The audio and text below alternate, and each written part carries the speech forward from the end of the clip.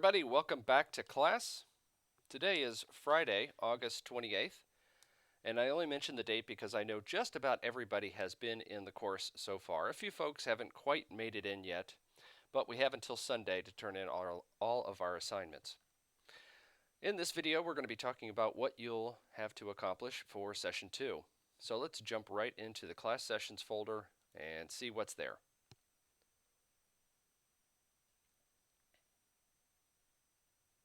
I'll mention that in the first part of the course, there's a great deal of reading. In fact, I think you have 3 chapters to read this week. But as the course progresses, you'll have less and less reading to do and more writing. There are the course objectives. I won't go through those. I know you're going to read them. Here are the 3 chapters that you have to read. Chapter 3, 10 Core Concepts in Action. Chapter 19, Working with Ideas and Information. And Chapter 23, Using source material. I know this book jumps around a lot, or at least the chapters you're being required to read jump around a lot, but that's because they're tailored towards the writing assignments in the order in which you're going to do them. This will be your first writing project, your official writing project, Writing Project 1, Summary and Response, and you're going to be summarizing and responding to one of the articles in the core readings folder. And I'll show you again where the core readings are located. There's a PowerPoint for you on describing, summarizing, and responding, and plagiarism resources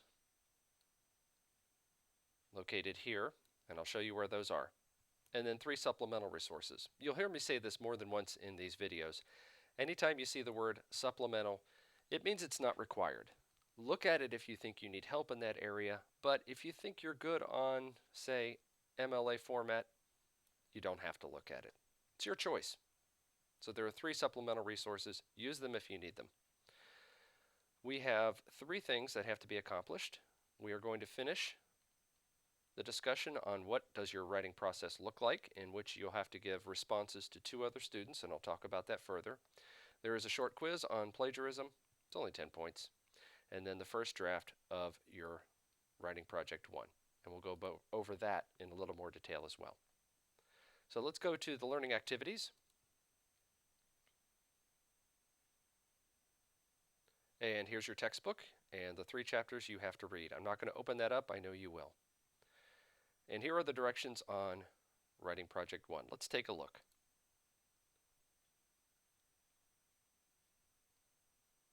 Real good idea to not only print the instructions, but print your article as well.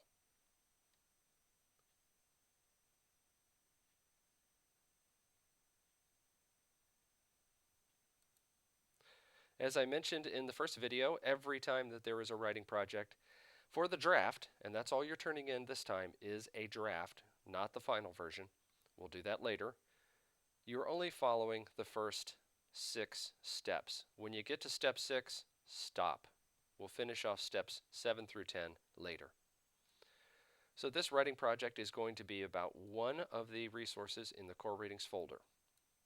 You're going to describe it, summarize it, and then respond to it. In other words, tell me what the author says after you've described the article, and then give me your thoughts on it. Do you agree with it? Do you disagree with it? What did you like? What did you not like? Now you actually have to turn in 2 things for this writing project. The first is a 1-page, maybe not even a full page, situational analysis. In the situational analysis, you are writing for me and the other members of the class. You're going to state, where did this article appear, who wrote it, what's the title of the article, and what is the genre. Is it matter of fact? Is it fantasy? Is it humor? What does this article consist of? And you're going to put that on 1 sheet, and then your essay will be on a 2nd sheet. And we'll get to a little more detail on the situational analysis in just a few minutes.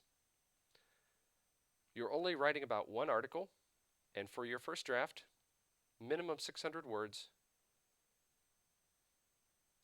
For the draft, 750 words for the final draft. We are only using MLA style, and I'm going to show you a couple of pointers about MLA in just a minute if you're not familiar with it. If you are familiar with it, great. How long is 600 words? It should be a couple, 2 to 3 pages. Nothing too hateful. Of course, our writing projects will get longer and longer as we go, but we're going to ease into things, at least for the first project. And as this says, many of the questions in step 4 will be answered in chapter 3. So highlight and make notes when you're reading chapter 3.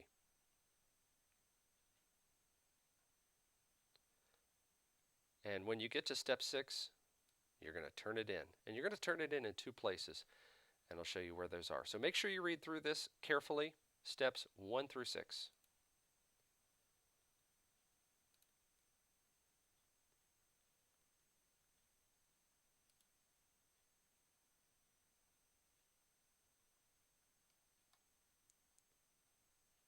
Here are the core readings. There are several articles in each of the core readings folder. You can look at all of them, not none of them, but just a few of them, whatever you'd like. And they're all arranged by topic. So let's go ahead and jump into the food folder. I know I talked about this briefly in the first video, but it doesn't hurt to look at it again. Here's an article by Eric Schlosser. I think I'm pronouncing that right. Why the fries taste so good. And let's see, it's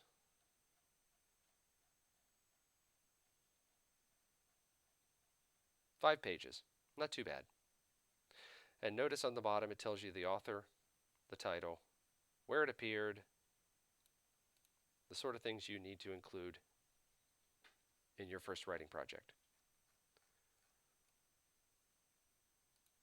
And again, print that.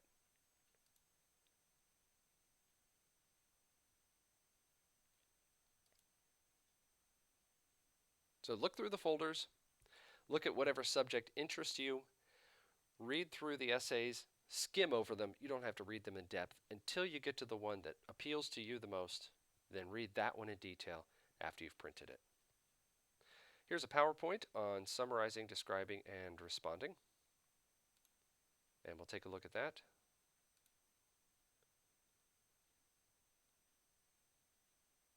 And I think you'll find a great deal of help from this PowerPoint. So after you've looked over the instructions and selected your article, this will be your next step. And again, once you have the PowerPoint up, make sure you use the F5 key.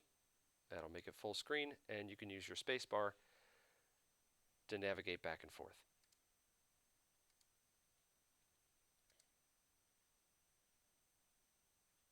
Here are the questions you're going to answer on the situational analysis. Again, this is your first page. It's not the essay itself, and this is what you should be stating. And remember, the intended audience is me and the other folks in the class, because I'm going to read it. The other folks in the class will read it as well. Where did it appear? What kind of genre is it? Who is the audience?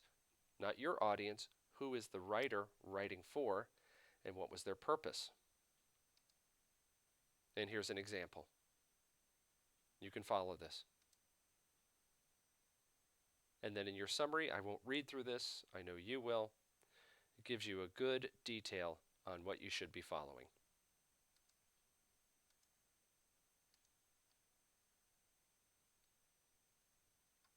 Make sure you read through all those slides. Plagiarism resources, I won't open these because I know you will, because there's a quiz on this. If you look through these, you're going to do great on the quiz. And so far, everyone's doing well. The quizzes are pretty easy. Supplemental resources, again, you don't have to use these. There's a supplemental resource on MLA format, but I'm going to show you something different in just a minute. And a situational analysis flowchart to follow that will help you craft your essay. Now, speaking of MLA, I realize some of you are not familiar with it, so let's take a look. This is a paper I wrote when I was finishing graduate school this past spring. I graduated in May. And I want to point out a few things to you that you must follow in MLA format every single time. So you're going to do these on all your essays. In MLA, there is no title page. And this begins with page 2 because I have an abstract, which you don't need. Notice that my last name and the page number appears in the upper right-hand corner. That will be on all of your essays that you write. The next thing you have to list is your name, or in this case, my name because I was the student, but your name as the author always goes first. Second, in this case, will go my name because I'm the instructor, and I am not a doctor, I don't have a PhD, so please don't put that there. Next is the class, and it's always in this format. So for your essay, you will write ENG, the abbreviation, space 111. Next, let's look at the date.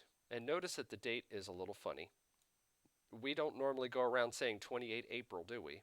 We say April 28th. But in MLA, it's always date first, then the month, not abbreviated, spell out the month, and then the year.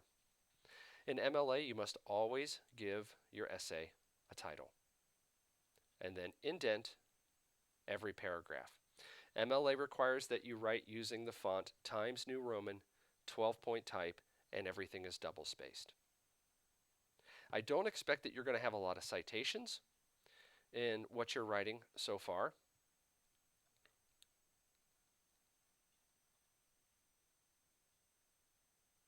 But if you do want to quote your article, because I know who the author is and there's only a single author, if you quote something, of course, put it in quotation marks, and then behind that, in parentheses, tell me the page number. This will be the format you will follow for all of your writing projects.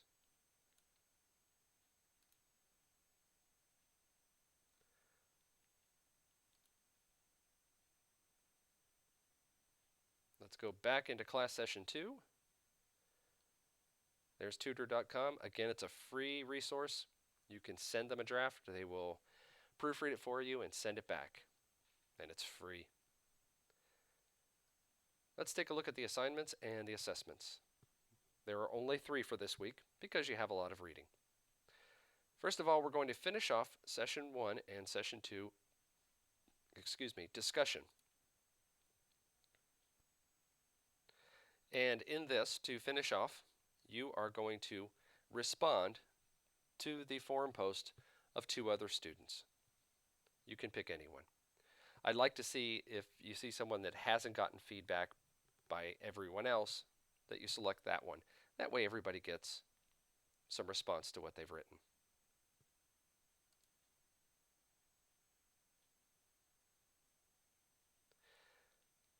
Oops. Each of your responses should be about 100 words, so 200 words in total because you're writing 2. And simply do not say, I agree or I disagree. Tell us why. You do not have to like the conclusions of what somebody else has written. That's fine. Just be respectful.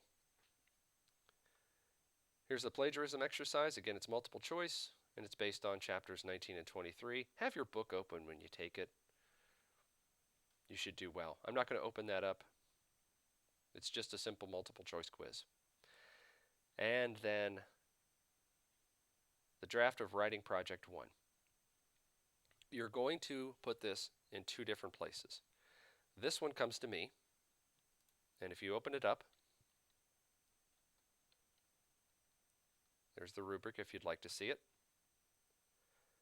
You're going to select Browse My Computer.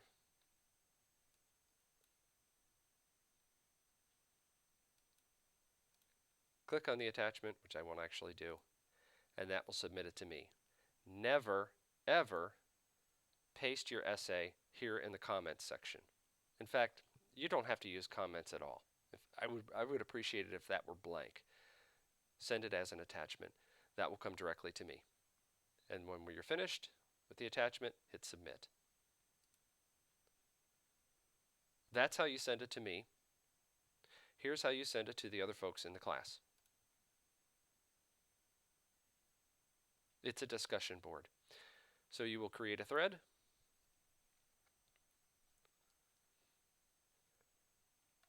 Give it a title. Do not paste your essay here. Again, you're going to hit Browse My Computer, attach the file, and then hit Submit. If you paste your entire essay here, I'll make fun of you.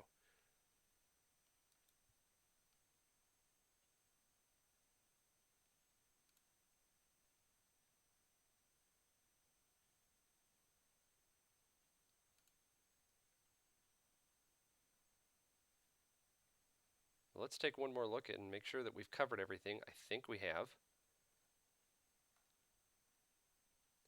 So again, 3 chapters to read, 3, 19, 23. Your writing project is titled Summary and Response, although you can give your own essay a better title. Make sure you look at the PowerPoint before you begin drafting. There's a plagiarism resource, and then 3 supplemental resources. Use those if you'd like. We're going to finish off discussion 1 and 2 about your writing process. Take the plagiarism exercise quiz, and then begin a draft of your first summary and response. And that summary and response is based on one and only one of the readings in the core readings folder. You can also find the core readings folder by going to the resources tab. So same place your textbook is, here you go. Make sure you print your core reading and make sure you print the instructions. Again, we're only following steps 1 through 6 of this project. We'll finish it off later, but print that as well. And I think that takes us to the end of the second video of this class. I appreciate all the work that everyone is doing so far. Again, reach out to me anytime. I've spoken with a lot of you by text, but you can text me anytime. Early morning, late night, doesn't matter. If I'm asleep, I'm not going to answer it anyway. My text number is 812-498-4200. If you want to call me, it's 800-416-1747. And my email address is mstenger and the number 1 at ivytech.edu. Good luck to everybody. Have a great week.